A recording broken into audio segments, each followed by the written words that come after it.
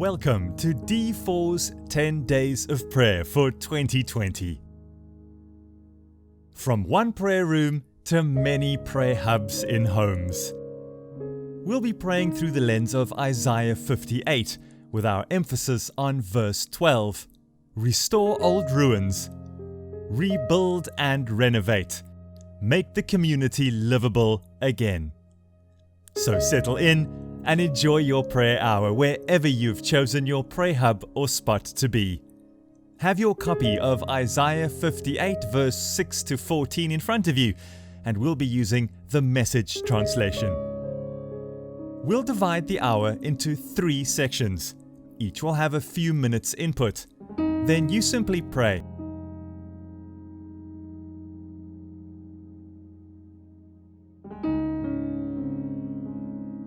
Prepare and still your hearts as you release these past weeks of lockdown, along with the fear and the uncertainty. Here is section 1. We'll begin with verses 13 and 14. If you watch your step on the Sabbath and don't use my holy day for personal advantage, if you treat the Sabbath as a day of joy, God's holy day as a celebration, if you honor it by refusing business as usual, making money, running here and there, then you'll be free to enjoy God. Oh, I'll make you ride high and soar above it all. I'll make you feast on the inheritance of your ancestor Jacob. Yes, God says so. Allow the Lord to massage these 2 verses into your heart. It's certainly not business as usual. Choose some of these questions to help guide your prayers.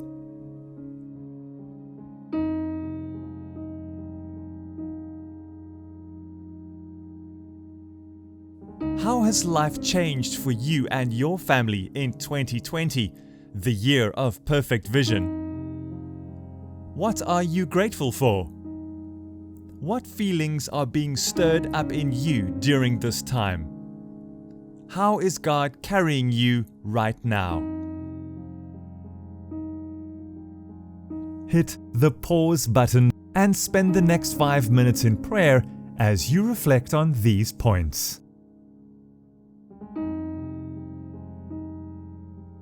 Enjoy this intimacy, and you'll be free to enjoy God. In which ways do you connect with God and enjoy His presence? As your loving Father, invite Him to embrace you and spend a moment soaking in His love. Hit the pause button now and spend the next 5 minutes in prayer as you reflect on these points. Ask God what it means to ride high and soar above it all. How has God blessed you and your family in this season? How will things be different for you and your family going forward? How is God using you to make a difference? Hit the pause button now and spend the next 5 minutes in prayer as you reflect on these points.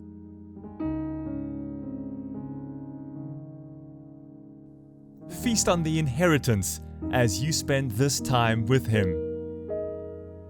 What does this inheritance mean to you? Reflect on the blessings that have been passed down to you. What have you and your family have to overcome? What legacy would you like to leave? What are you trusting God for? Hit the pause button now and spend the next 5 minutes in prayer as you reflect on these points.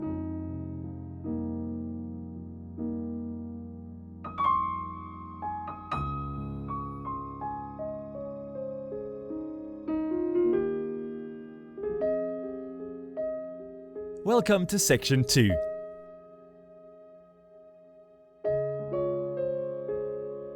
Now let's go back to verses 6 to 8. This is the kind of fast day I'm after. To break the chains of injustice. To get rid of exploitation in the workplace. Free the oppressed. Cancel debts. What I'm interested in seeing you do is sharing your food with the hungry. Inviting the homeless poor into your homes. Putting clothes on the shivering ill-clad. Being available to your own families.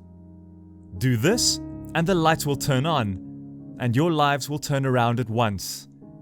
Your righteousness will pave your way. The God of glory will secure your passage. Then when you pray, God will answer.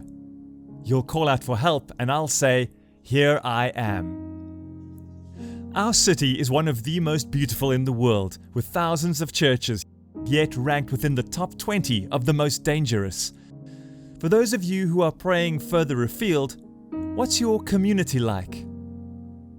Ponder on how you can break the chains of injustice, get rid of exploitation in the workplace, free the oppressed, cancel debts, share your food, invite the homeless in, and put clothes on the ill-clad. Choose a couple of these challenges in your community, city, and country that cause your heart to grieve. Wait on the Lord. What is He saying to you?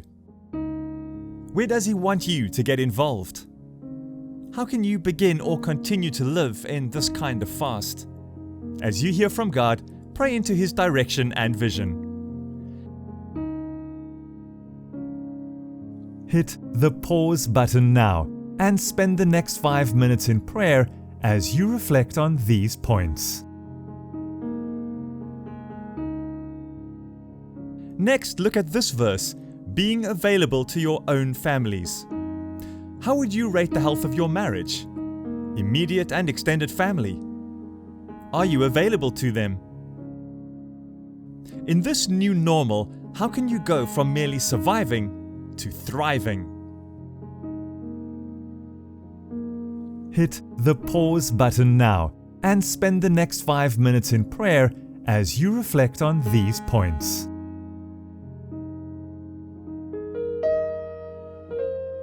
As you think of each one in your circle, ask the Lord to bless them and pave a clear way for them in the times ahead.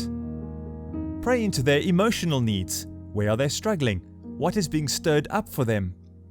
Pray into their physical needs, health, physical environment, provision, and finances. Pray into their spiritual needs. Pray for the relationships in your family, restoration, rebuilding, protection, and strength. Hit the pause button now and spend the next 5 minutes in prayer as you reflect on these points. There's a promise here. Do this and the lights will turn on and your lives will turn around at once. Pray for light in the darkness and for that which needs a revolution, a turnaround. Gather and hold fast onto His promise of a secure passage and answered prayer. Hit the pause button now and spend the next 5 minutes in prayer as you reflect on these points.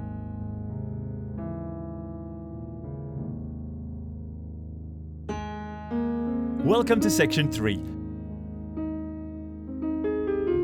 Finally, we'll look at verses 9 to 12. If you get rid of unfair practices, quit blaming victims, quit gossiping about the other people's sins. If you are generous with the hungry and start giving yourselves to the down and out, your lives will begin to glow in the darkness. Your shadowed lives will be bathed in sunlight. I will always show you where to go. I'll give you a full life in the emptiest of places. Firm muscles, strong bones. You'll be like a well-watered garden, a gurgling spring that never runs dry. You'll use the old rubble of past lives to build anew, rebuild the foundations from out of your past. You'll be known as those who can fix anything, restore old ruins, rebuild and renovate, make the community livable again. In our community, there are conditions to fulfill after which He promises us that our shadowed lives will be bathed in sunlight. In further promises, he says that he will restore old ruins, rebuild and renovate, make the community livable again. What will it take to make our community livable again? Pray for the sick, their families, and those who are grieving in your community. Pray for our health system and all the frontline workers in all fields. Pray for our president and those in positions of leadership, our educational institutions, economic recovery, and pray for each of our D4 churches, churches in South Africa, and the church worldwide. Hit the pause button now and spend the next 5 minutes in prayer as you reflect on these points. Pray for an opportunity to speak life and bring light. Pray for the ongoing relationships that you are building into, so that they will also be part of being disciples who are making disciples that make disciples. This is, after all, the mission of the church in Matthew 28. Hit the pause button now and spend the next 5 minutes in prayer as you reflect on these points.